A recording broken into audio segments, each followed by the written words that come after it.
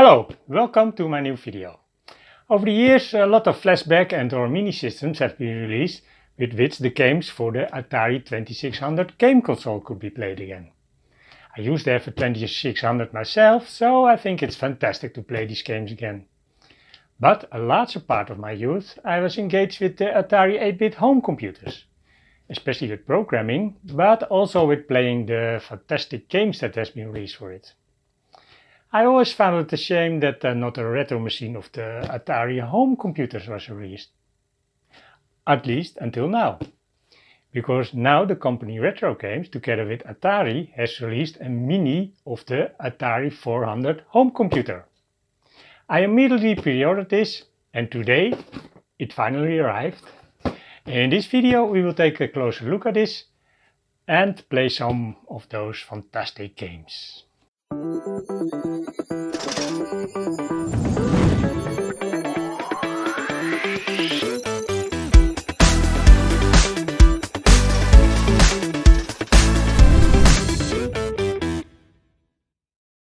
Because I mainly used the Atari 800 XL, I actually hoped for a mini 800 XL. But I do understand they opted for the mini 400. That was the first model and it had an iconic design. And of course fully compatible with the XL computers. So I can also play all my games from the past on that machine. So let's move on, because I can't wait to unpack this box.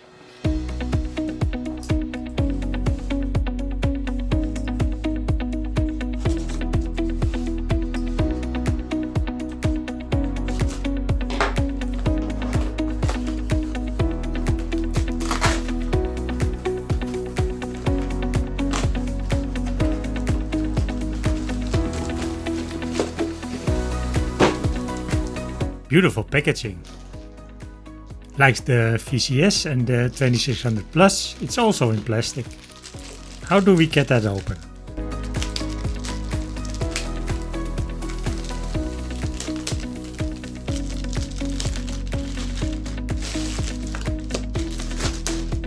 A really nice box. In the same style as the original Atari 400 packaging, with the same silver color and the large colorful logo. Oh, that's nice. Here we see all other Atari 8-bit computers. The 400 Mini is compatible with all these systems, including the 5200 game console.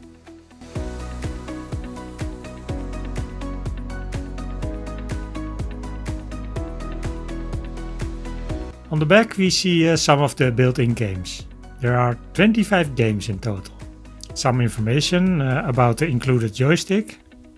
And it's clearly stated that you can add games yourself. They are not secretive about that. And now open it.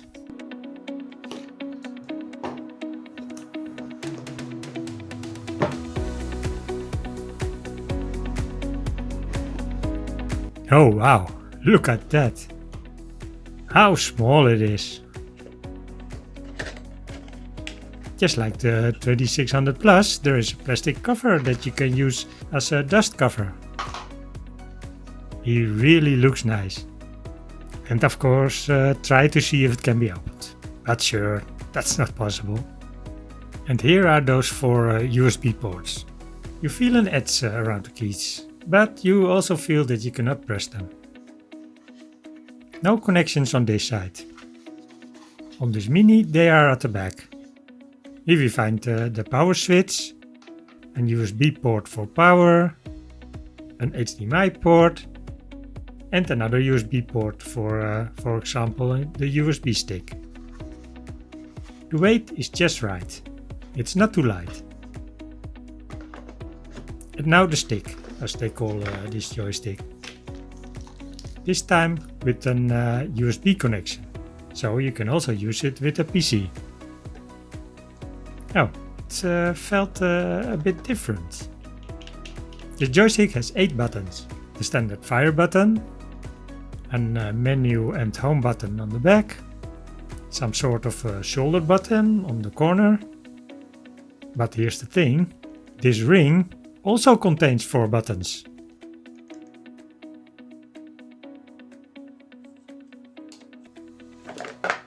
Well, isn't that a cute little device? But before we continue with this Mini, I first want to dive into the history of the Atari 400.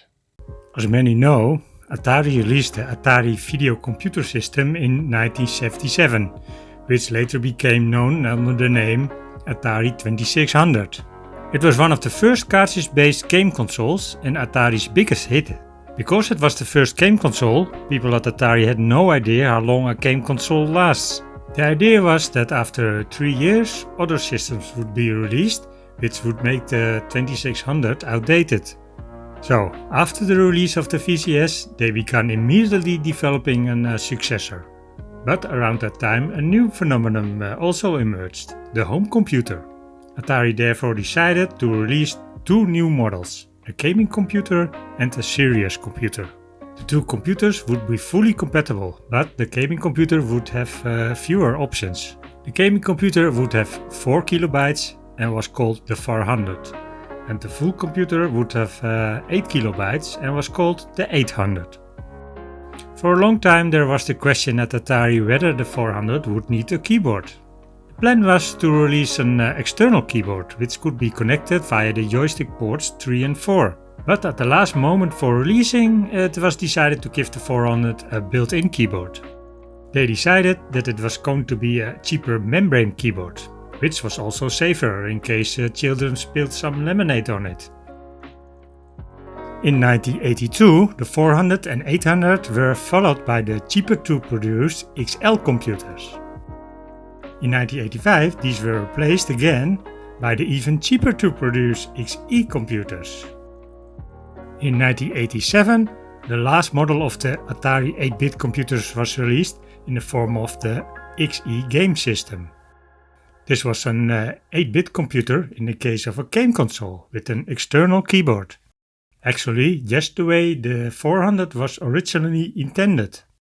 In 1992, Atari stopped supporting the Atari 8-bit computer line.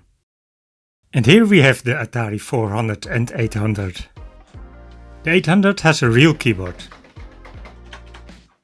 And the 400 has the membrane keyboard, which isn't really nice to type on. The 400 has 1 cartridge port. And the 800 has 2 cartridge ports. The 800's memory cards were easily accessible. In this machine they are all filled, which makes up 48 kilobytes. The 400 has room for 1 memory card, which is not easy to access. The first models were delivered with 8 kilobyte instead of the 4 kilobyte which was originally intended. Later models were delivered with 16 kilobyte. That is also the case in my model. The 800 has 4 joystick ports. And the same applies to the 400.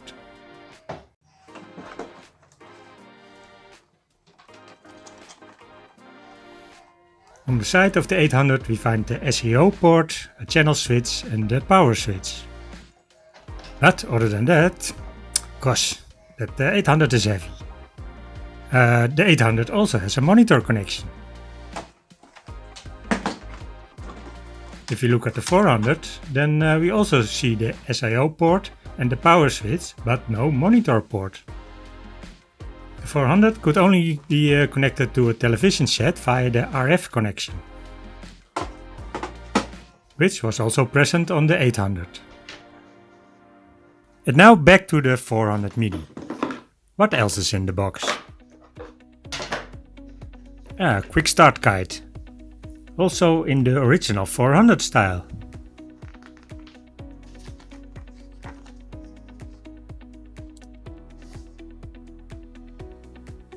Oh look, it even mentions who worked on the 400 Mini. We know Ben Jones because he often answers questions on Atari Age. And the people of Atari with the CEO Wade Rosen. The manual explains how to connect the 400 Mini. And the description of the different buttons on the joystick. There's also a full manual, which can be downloaded from this location. And that was it. Here we have another box. I think this one contains the cables. A USB-C cable for power. In the same color as the 400 itself. That's nice, usually they are black.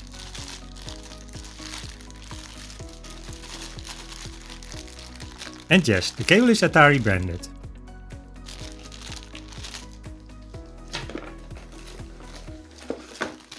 The HDMI cable is also in the same color and also has the Atari logo.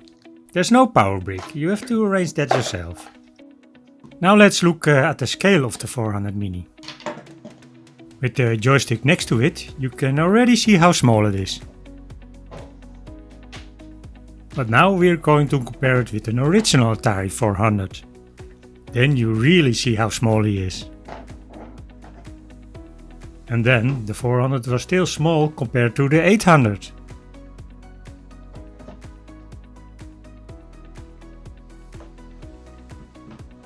Here we see the joystick ports on both machines.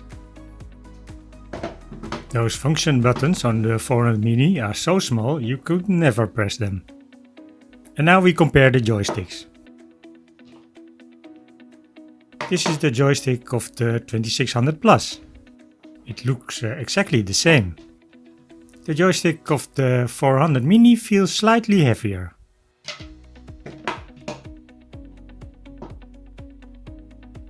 They also feel a bit different. The 400 Mini joystick has more of a click and less room to move. And now an original CX40 joystick. Mine doesn't have the orange border. This joystick feels more similar to the 2600 joystick than to the 400 Mini joystick.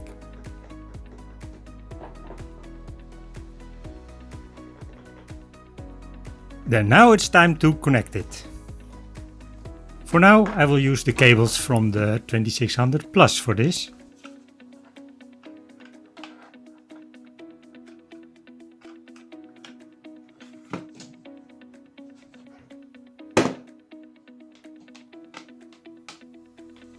The joystick I connect to the front.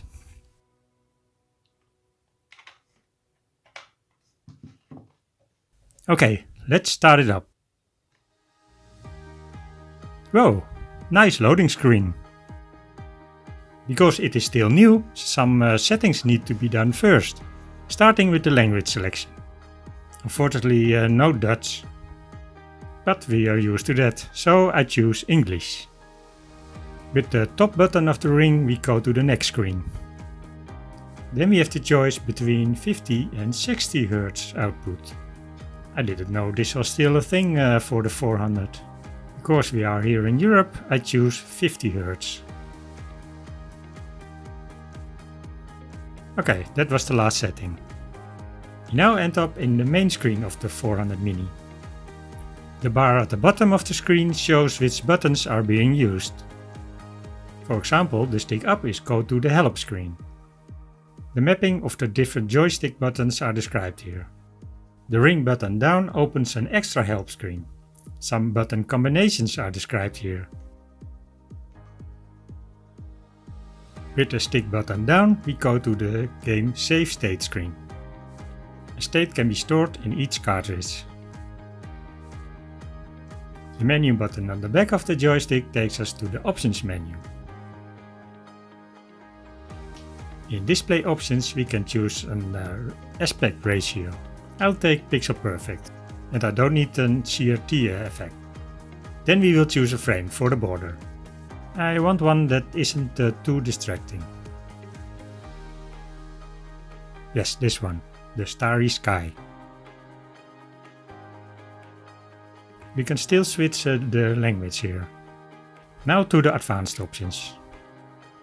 At the system options we can set the volume of the background music. The version number of the firmware is shown under system information. Apparently this is version 1.0.0 from December last year.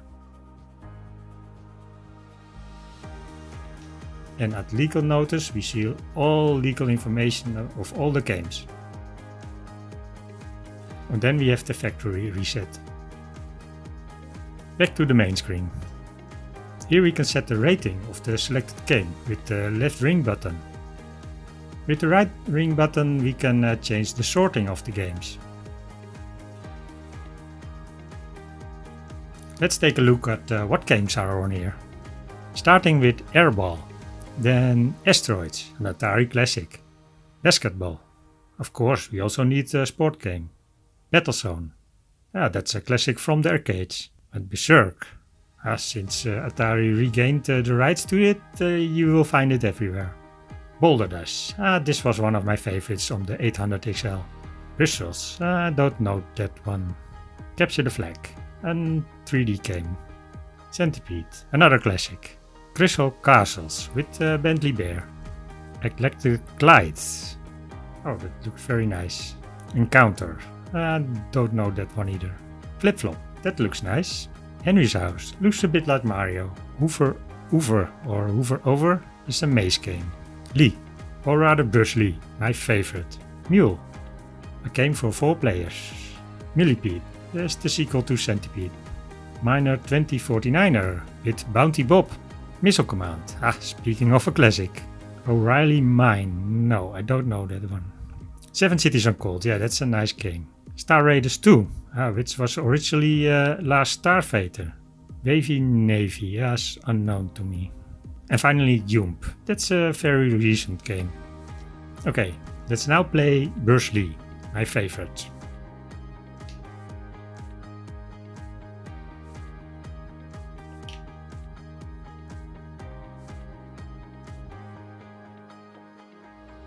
Hey, what's that? Something isn't going right. Every time when I want to go left or right, it's registering the stick down. I had heard there were some problems with the joystick in some games. But it's too bad this happens in my favorite game. Let's try another game. This one, Miner 249er.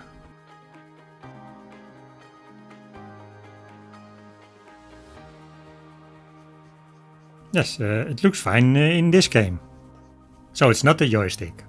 Then it can probably be saved with a firmware upgrade. Let's try the save state. I go back to the main screen. You can see the game in a paused state at the top right. Then I choose an empty cartridge and save the state here. Yeah, that works nicely. Then we will now try to add our own games. I have placed a number of games on a USB stick. These do not have to be in a specific folder, you can create your own layout. I then place the USB stick in the USB port on the back of the 400 Mini. An additional media access icon will then appear in the games overview. When you open it, you see the contents of the USB stick. Let's try a disk game first. By selecting the file, it becomes part of your current media. A second disk can also be selected if necessary. The home button will start the game. And here we have Zorro.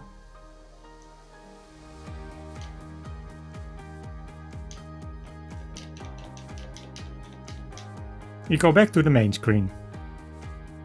The game state can also be saved for games you have added yourself. Now let's try a cartridge game. I choose River Raid.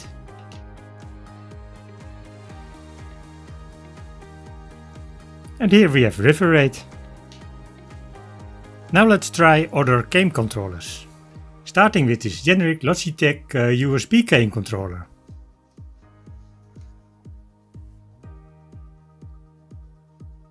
You see, it just works without having to do anything special.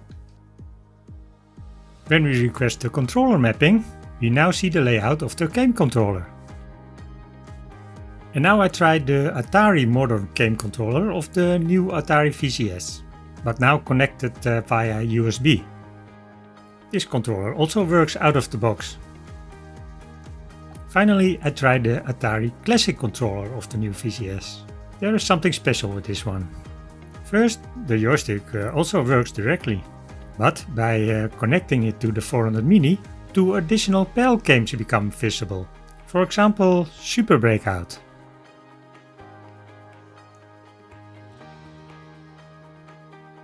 This game can then be controlled with the spinner of the controller. What a nice surprise! If we go back to the contents of the USB stick, we also see the 400 basic there. The 400 Mini plays it there himself. For this I connect the keyboard to the second USB port. When we start it, we end up in Atari Basic. Here can we start programming.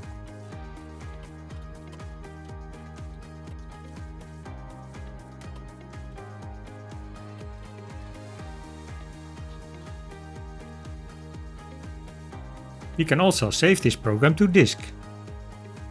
You just can't mount a second disk to load your own basic programs. But it is a nice addition. So, that was the Atari 400 Mini in short. What do you think of the system? I think this is really a cool little device. I just hope they can fix those joystick problems with the Bruce Lee game. I also expect that in the future there will be a custom firmware that makes your own added games part of the games overview. After all, that's also happened with the Atari Flashback and the Atari Game Station Pro. And with this we have come to the end of this video. What rests for me is to mention that with liking this video and subscribing, you support this channel enormously. Thank you for that in advance.